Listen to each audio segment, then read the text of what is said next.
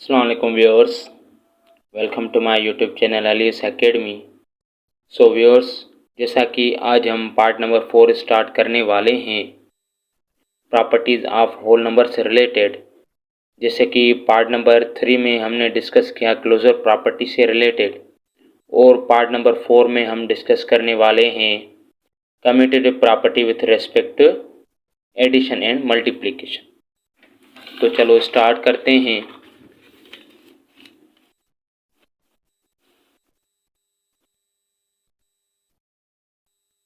तो आखिर ये commutative property with respect to addition and multiplication होती क्या है?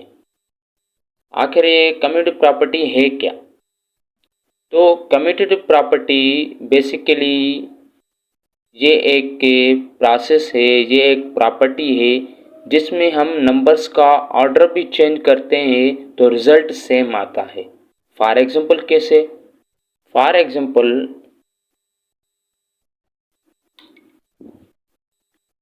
मैं एक नंबर ले रहा हूँ ए। सपोज ये ए एक नंबर है जिसमें मैं ऐड कर रहा हूँ नंबर बी को। वो इक्वल होगा अगर मैं इनका ऑर्डर चेंज कर दूँ, मतलब इनकी तरतीब चेंज कर दूँ। कैसे तरतीब चेंज कर दूँ? इधर ये बी बाद में लिखा हुआ है तो मैं इधर बी पहले लिख रहा हूँ, फिर एडिशन की साइन उसके बाद ए लगा रहा हूँ। अभी ये मुझे चेक करना है कि अगर लेफ्ट हैंड साइड में ऑर्डर चेंज करूं और राइट हैंड साइड में ऑर्डर मतलब नंबर्स की तरतीब चेंज करूं तो क्या आंसर सेम आता है कि नहीं, क्या रिजल्ट सेम आता है कि नहीं? चलो देखते हैं। सपोज करता हूं कि ए जो है ये बराबर है 5 के और बी जो है ये बराबर है 3 के। तो इधर ए लिखा हुआ है, मैं ए की वैल्यू पुट करूंगा 5, फिर प्लस की साइन, फिर बी की वैल्यू 3 है। फिर इधर मैं इसका ऑर्डर चेंज करूंगा, मतलब तरतीब चेंज करूंगा। पहले इधर 5 लिखा हुआ है तो दूसरी साइड राइट हैंड साइड में मैं बी अव्वल लिखूंगा, बी पहले लिखूंगा। बी किसके बराबर है 3 के, तो मैं इधर पहले 3 लिखूंगा, फिर ए की वैल्यू मतलब 5 लिखूंगा। अभी देख लीजिए मैंने इनका ऑर्डर चेंज किया है, मतलब इनकी मैंने तरतीब चेंज की है। पहले मैंने 5 लिखा, लेफ्ट हैंड साइड में प्लस, फिर 3 लिखा, और इसके बाद राइट हैंड साइड जो है उस पर मैंने 3 लिखा पहले, मतलब बी की वैल्यू लिखी, उसके बाद ही ए की वैल्यू लिखी। अब देखना यह है कि क्या रिजल्ट दोनों साइडों का इक्वल आता है। 5 में 3 ऐड करेंगे तो कितना हुआ 8, इधर 3 में 5 ऐड करेंगे तो कितना हुआ 8। दोनों साइडों के आंसर इक्वल आ गए, तो इससे हमें पता चला कि दोनों साइडों का ऑर्डर चेंज करने से कोई भी फर्क नहीं पड़ता है एडिशन में। क्या? एडिशन में। और याद रखिए ये जो कम्यूटेटिव प्रॉपर्टी है ना, ये सिर्फ और सिर्फ वैलिड है प्लस और मल्टीप्लाई में वैलिड है, मतलब ट्रू है, हो सकती है, और माइनस एंड डिवाइड में नहीं हो सकती, मतलब ये फॉल्स है। क्यों? क्योंकि इसमें रिजल्ट चेंज आएगा। फॉर सपोज मैं सब्ट्रैक्शन का एक एग्जांपल ले लूँ। अगरचे पहले मैं ए लिख रहा हूँ माइनस बी लिख रहा हूँ, वो बराबर नहीं होगा अगर मैं बी लिखूँ बाद में ए लिखूँ। फॉर सपोज यही मैं एग्जांपल ले रहा हूँ, 5 में से माइनस करूँ 3 को तो आंसर मुझे मिलेगा 2। ठीक है, आंसर मुझे मिलेगा 2। लेकिन इधर मैं 3 में से माइनस करूँ 5 को तो मुझे मिलेगा आंसर -2, जबकि ये दोनों इक्वल नहीं है। तो इस तरह हमें मालूम हो गया कि ये जो कम्यूटेटिव प्रॉपर्टी है ये सिर्फ और सिर्फ जस्ट प्लस मतलब एडिशन एंड मल्टीप्लिकेशन के लिए ही ट्रू है, उसमें हो सकती है, सब्ट्रैक्शन एंड डिवीजन में नहीं हो सकती है। आई होप आपका कॉन्सेप्ट क्लियर हो गया होगा। और इसी तरह मल्टीप्लिकेशन का एक एग्जांपल ले रहे हैं। अगरचे मैं पहले ए ले लूँ फिर मल्टीप्लाई करवाऊँ बाद में बी से, वो इक्वल है अगर मैं इनका ऑर्डर चेंज कर दूँ, मतलब तरतीब चेंज कर दूँ, पहले मैं बी लिख लूँ बाद में ए लिख लूँ। अभी यही वैल्यू इस्तेमाल करते हैं। ए किसके बराबर है? ए 5 के बराबर है। बी किसके बराबर है? 3 के।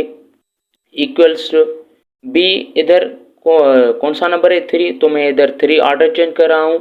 ए किसके बराबर है? 5 के, तो मैं 5 इधर पुट कर रहा हूँ। अभी मल्टीप्लाई करेंगे, 5 3 द 15 हो गया, ये 15 हो गया, और इधर भी 3 5 द 15 हो गया। देख लीजिए ये लेफ्ट हैंड साइड और राइट हैंड साइड इक्वल आ गई है। इससे हमें पता चला कि commutative property with respect to addition and multiplication जो होती है वो सिर्फ और सिर्फ एडिशन एंड मल्टीप्लिकेशन के लिए ट्रू है, मतलब उसमें हो सकती है, माइनस सब्ट्रैक्शन एंड डिवीजन में नहीं हो सकती। और याद रखिए y जो कम्यूटेटिव प्रॉपर्टी है इसमें 2 नंबर्स होंगे। क्या? 2 नंबर्स होंगे, मतलब a एक नंबर होगा और जस्ट b नंबर होगा, बस 2 ही, या 3 नंबर नहीं हो सकते हैं। इसमें हम जस्ट 2 नंबर लेंगे। बाकी इसके बाद जो एसोसिएटिव प्रॉपर्टी है उसमें हम 3 नंबर लेंगे। क्या? कम्यूटेटिव प्रॉपर्टी है उसमें हम 2 नंबर लेंगे, और ये जस्ट वैलिड है एडिशन एंड मल्टीप्लिकेशन के लिए, ना कि सब्ट्रैक्शन एंड डिवीजन के लिए। इसमें हम क्या देखेंगे कि left hand side right hand side के बराबर है, इक्वल है या नहीं। वो कैसे देखेंगे? ऑर्डर चेंज करने से, मतलब तरतीब चेंज करने से। जैसे कि इधर मैं पहले 5 लिख रहा हूँ बाद में 3 लिख रहा हूँ, तो राइट हैंड साइड में पहले मैं 3 लिख रहा हूँ और बाद में 5 लिख रहा हूँ। इन दोनों को आपस में ऐड करने से, सॉल्व करने के बाद जो रिजल्ट मिलेगा हमको, वो देखेंगे कि वो इक्वल है आपस में या नहीं। अगर इक्वल है तो मैं कहूँगा कि ये जो कम्यूटेटिव प्रॉपर्टी है ये उसके लिए वैलिड है। जैसे कि एडिशन एंड मल्टीप्लिकेशन के लिए ये वैलिड है, ना कि सब्ट्रैक्शन एंड डिवीजन के लिए वैलिड है। और इसके बाद चलो मैं आपको एक डिवीजन वाला भी करवा दूं ताकि आपका प्रॉपरली कॉन्सेप्ट क्लियर हो जाए। फॉर एग्जांपल मैं पहले ए डिवाइड करवा रहा हूँ बी से, जो कि इक्वल नहीं है। पहले मैं अगर बी रखूँ डिवाइड करवाऊँ ए से। फॉर एग्जांपल इसमें दूसरा एग्जांपल ले रहा हूँ, ए जो बराबर इक्वल से 15 के और बी जो इक्वल से वो 3 के। चलो फिर वैल्यू पुट करते हैं। ए किसके बराबर है? 15 के, डिवाइडेड बाय बी। अभी इसको जब डिवाइड करेंगे तो 3 की टेबल 15 पे 5 मरतबा जाएगी, ये आंसर हो गया 5। अब अगर इधर रखेंगे हम ये 3 डिवाइडेड बाय 15, फिर ये ऐसे होगा 1/15, 3 1 3 3 5 15। जबकि ये देख लीजिए कि ये आंसर बराबर नहीं है, इधर ये 5 ऊपर लिखा हुआ है और ये 5 नीचे लिखा हुआ है। तो इससे पता चला कि ये जो कम्यूटेटिव प्रॉपर्टी है ये जस्ट मल्टीप्लिकेशन और एडिशन पर ही वैलिड है, और इसमें 2 नंबर होते हैं। आई होप आपका कॉन्सेप्ट क्लियर हो गया होगा। Thank you for watching. अल्लाह हाफ़िज़।